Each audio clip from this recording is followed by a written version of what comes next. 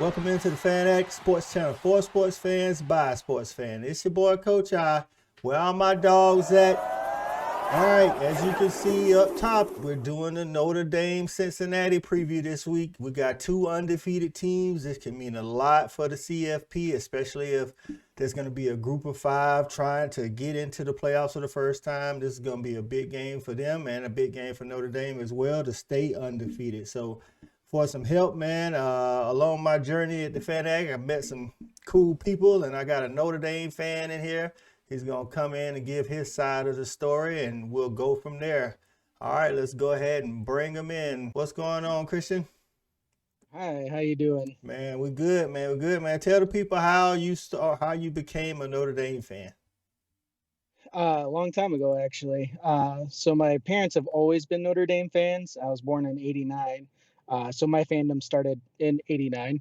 Okay. So I just missed that last national championship. Um, but yeah, ever since then, I really got into Notre Dame. Really started following them heavy. Right around the 2000 era, right around when Bob Davie took over. Okay, that's what's up. And also, Christian here is the man behind Clutch Sports Notre Dame on Twitter. So, how'd you get involved with that? I was just posting a lot of stuff about Notre Dame just because I'm a fanatic of it, trying to use drop that the name there. Uh-huh. No, and somebody just approached me and said, "Hey, would you be interested in running this Twitter account?" And well, of course, being a huge fan, said, "Yeah." No background in sports journalism or anything, and they just said, "Nope, we just want that fan perspective." And it's like, well, you'll get a fan right here. That's right. That's right. That's what we're all about here at the Fan Addict as well. So, man, let's go ahead and hop into this preview, man. You guys are coming off of a big win against Wisconsin, Hmm. where, Oh yeah. man, it was a slow game up until the fourth quarter, and then the fireworks set off. It was like, Oh yeah. all of a sudden, I'm gonna tell you, man, I was out of town. I was actually in Nashville for the Georgia Vanderbilt game, and of Oh course, it's nice. over at this point, and me and my friend sitting at the bar, and it's like 10-10, fourth quarter, and Hmm. then I think they turned the TV, and then the score flashed at the bottom, and I was like 41-13, like what Yeah, oh happened? So yeah. I mean, just from fireworks, man. How'd you feel about that game? It was pretty nerve wracking, and then just a nice slugfest. I love defensive football, so that was a lot of fun for me to watch. And then when Jack Cohn went down, it got a little hairy because hey, that's QB1, and once he goes down, things things can get south in a hurry, especially since our freshman Tyler Buckner, he was injured the previous week. Yeah. And so then steps in our third string quarterback, Drew Pine. I mean, depending where you look at, he's either second or third, but um, man, he delivered. Chris Tyree hit that kick return for a touchdown, and it was lights out after that. It really They was. just defense came alive, two pick sixes. I tell you what, that was some fun football to watch for me there in that fourth quarter. It was, man. And speaking of the quarterback, what is the status of QB1, Jack? So they anticipate him coming back. Okay. They said X-rays, everything came back negative so far. I mean, we're still pretty early in the week, but they do anticipate him to play. However, if he's not ready to go, Drew Pine, he's ready to go, and Tyler Buckner should be back this week as well, and he can add quite the run element to the game. Okay, and with you guys, like just following from the far, man, y'all always have a good offensive line, man. But this year, it's kind of like they're still working on gelling. How do you feel like now? Cincinnati had an overall good defense last year, but this Hmm. year, Hmm. they got a really good pass defense They do. and a better than average front defense to stop the run, but more so pass. How are you feeling? What's your gut telling you about your offensive line holding up against Cincinnati's defense? Well, it doesn't matter who we play, that offensive line struggles. So there's really no rhyme or reason. I mean, you see good plays, you see bad plays, and it's it's hard to tell from one week to the next and who's going to play well, who's going to show up. Um, that Cincinnati pass defense is pretty stellar. I think I got it written down that they're holding opponents to about 44% completion percentage, which is pretty good. Hmm. Um, uh, but one thing is that they haven't faced a pass offense like ND has. Okay. I mean, you got some real receivers that can fly, like Kevin Austin and Braden Lindsey, and not to mention a All American tight end Michael I Mayer. was about to say baby Grump, Eh, baby. oh yeah, oh yeah. But if you ask him, call him Michael. Okay. No, and then and people will say call him the mayor too. That because last name Mayor. Hmm. Uh, anyway, and not to mention our running backs are really good out of the backfield too, Yeah. catching the ball. Um, but yeah, I would say that it's going to be a good game either way. I think it's a strength on strength kind of deal, Yep. and it's just about the better talent. And of course, being an ND fan, I would lean towards ND having the higher talent. True that. True that. I did read something today that, of course, you guys got Marcus Freeman at defensive coordinator. Of Oh yeah. course, I knew of Marcus Freeman, but at the time that I did Hmm. the Notre Dame Florida State preview, I didn't know that that's who Notre Dame hired to replace Clark Lee. And Yep. of course, some of the Notre Dame fans got in. It's like, how don't you know Marcus Freeman? I'm like, I know who he is. Mm-hmm. But my point was, it was going to take a while for all of his concepts and schemes to be intertwined with the Notre Dame players. And you can kind of see Yep. that's kind of like been an up and down thing. I mean, you guys did do Mhm. pretty good against Wisconsin, slowing the run down, because that's what they want Oh to yeah. do. But how are you feeling? So what I was leading to is one of the Cincinnati players. I think he was like it was 2 weeks ago. He said something like he was like the AAC player of the week or something. He Hmm. didn't seem too happy that Marcus Freeman left. Let's just say that. well, So well, sorry. he said that he's like, yeah, he's like, so I'm pretty sure QB Ritter is gonna have something for him or whatever, whatever. So how are you feeling with your defense versus that offense? Uh, you know, uh, Marcus Freeman. I anticipated it being a slower start because it took him about a year to get things going at Cincinnati. True. But here we are, 4 games in, and that defense has really showed up. They are one of the goals that Brian Kelly wanted to do was create more havoc plays, create turnovers, try to steal possessions. Yep. And Marcus Freeman has really delivered on that front. I think they're tied for first or second in interceptions, and they've got a few fumble recoveries on the year, so they're getting the ball, and he's really, big plays. We're concerned at the beginning because I was having Brian Van Gorder flashbacks, from the 2015, 2016 times. Um, but he really got the defense settled down. They're playing fundamental football, and they're looking good now, and I really think that they're just going to get better as the season goes on. I know that player says, "Hey, I got to show this my defensive former defensive coach something," but I would say that the coach probably knows more about the player than the player does the coach. That's a good assessment. Now, watching Notre Dame the past couple of years, of course, I'm a Georgia alum, so we got up close and personal with Kyle Hamilton. So he's Oh yeah. definitely a player that's always a player to watch during the week. What other key players are you looking forward to seeing or that need to play big this weekend against Notre Dame?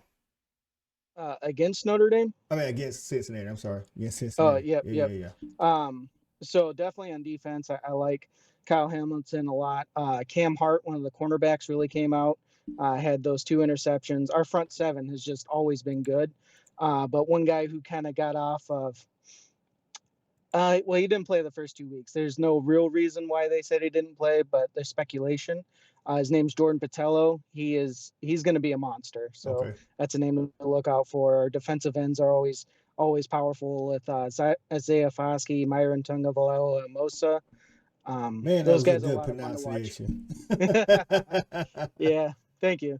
Um, and then uh, and then on the offensive side, I mean, if Jack Cohn's not ready to go, I mean Tyler Buckner, that kid, he's got some fire.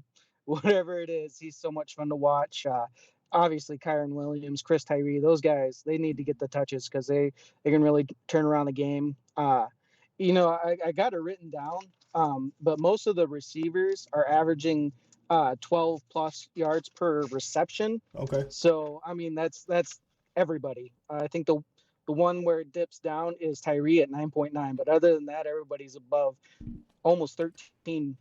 Or no, Mayer's at 11. But so I mean, it's almost a first down every time they touch the ball. So I look for that pass game to really show up. Well, that'll be interesting going against that Cincinnati pass defense. Like we said earlier, they're ranked 19th in pass defense overall. I think I checked. Mm-hmm. So going against that wide receiver group that you just named, and especially the tight end, that's going to play a huge role. Of course, as we saw Saturday, special teams can play a huge role. And Chris Oh, yeah. Tyree, if you can get him in space, he's super electric. So that'll be Mm-hmm. good. So, since you probably got your ear to the ground, what are other Notre Dame fans saying? Are they worried at all, or are they thinking it's just another bump in the road, or what's going on here? So if you listen to the beat and to what the fans are saying, it could be two different things. Okay. So this past week, the beat was saying, "Hey, Wisconsin, they're going to be tough. Probably going to beat Notre Dame." Notre Dame fans, Wisconsin doesn't stand a chance because Notre Dame just has the more talent. And I think it's going to be more the same this week. Hey, Cincinnati, they're a good, fundamentally sound team, which I agree with. I think they're a great team. Just all around, they play well together, play good complementary football. But Notre Dame's got that talent, and I think that they're really starting to find themselves, kind of find their identity, just being an aggressive defense and a pass-first offense. So I the ND fans are feeling good about this one too. They're just ready to prove something against a top 10 team. Okay. I mean, I know you guys. Do you guys play North Carolina still, right? We do. But they don't look as good as people thought. So, I mean, if you're just thinking Nope. about the schedule, I don't have it right in front of me, but just thinking Sure. about who you guys normally play, I mean, this could be the last test. I mean, Yep. I don't know. You just never know. You get past Cincinnati. Like I say, North Carolina's not looking too good. And then I think you guys may or may not play Michigan State. Nope. Not this Not year. this year. The USC's not looking good. Nope. So, Yeah, this is I guess this is the last ranked team as of right now. This is the as of last right, ranked yeah, team. as of right now. So I mean, you got Yep. a lot of talk about Bama, Georgia, Oklahoma, but Hmm. Notre Dame is sitting there undefeated as well. And now you Yep. got, what I'm saying. So you guys handle business this weekend. I'm not saying it's smooth sailing because you can lose every weekend, but Sure. the hard guys, sort of say Wisconsin out of the way and then Cincy out of the way. So how you Yep. feeling about your chances to get to the CFP?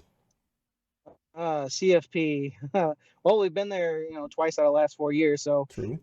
we must be doing something right. Yep. But to quote the coach, winning is hard.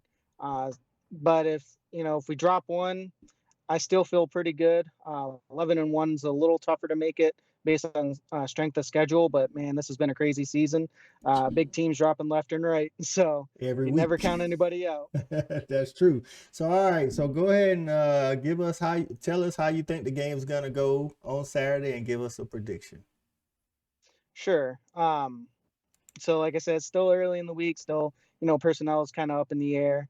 But I expect good defensive performances both sides. I actually expect a pretty more big plays to be made on both sides as well.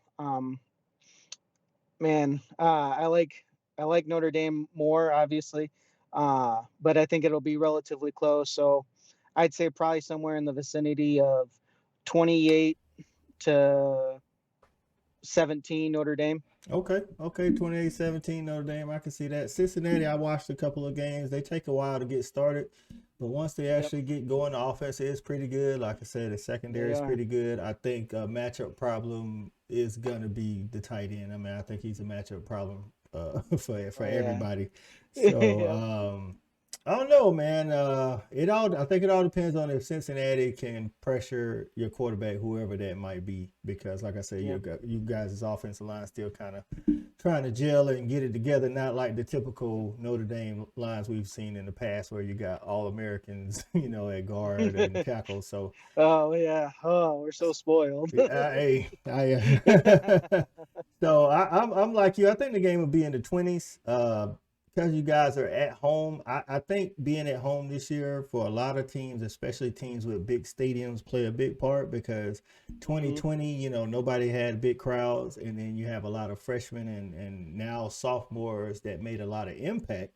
So now they have to Yep. go on the road and play in front of these hostile crowds, and they never actually have done that. So I think because Mhm. of that, I'm gonna give you guys a win, but I'm gonna give it to you 27-24. I think Ooh. Cincinnati may be a little fired up for Oh Coach yeah. Freeman. So Yeah. Well, it's funny because Coach Kelly came from Cincinnati, exactly. and then one of our former offensive coordinators, Mike Denbrock, is at Cincinnati now, and we pulled Mike Mickens a few Yep. years back for Hmm.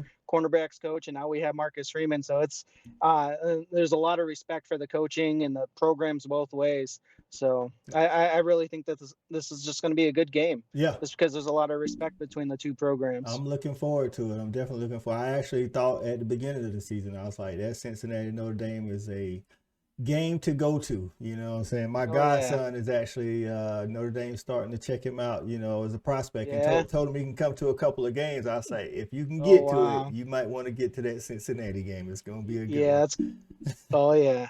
So we definitely appreciate you coming into the Fan Addict Christian. Give us the Oh fan yeah. perspective from the Notre Dame side. Down here in the South, man, we don't run into a lot of Notre Dame fans, so it's good to get one on and get y'all's perspective, man. And hopefully it'll turn out good for you. So, but you Oh, definitely thank always you. welcome to come on, man. Talk some football with us.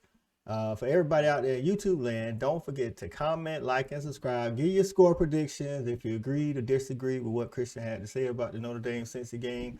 And for Christian, the Notre Dame fan, this is Coach I, Fan Addict, and we are out of here.